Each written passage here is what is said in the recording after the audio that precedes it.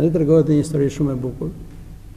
Një mbret kërkoi që t'i sillnin para tij njeriu më të mirë dhe më të keq në mbretërisë.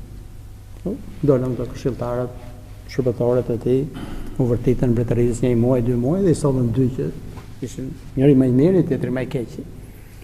Dhe kur u paraqiten para mbretit, ky i tha atit të mirit: "Do ikësh në mbretëri, thotë, në gjithë mbretërinë do më sjellësh një njeri shumë të keq këtu." E këtij të keqit i tha: "Do shkosh, thotë, do gjesh një njeri të mirë të më sjellësh mua."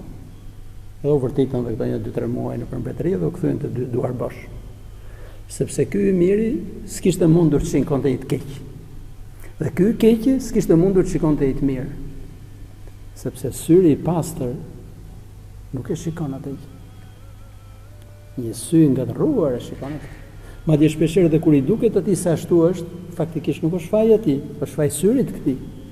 Është mënyra se si e shikon ai. Mënyra se si shikojmë në gjërat është shumë e rëndësishme. Ngjarjet nuk jeni soi, po mënyra se si shikojmë ne është më e rëndësishme.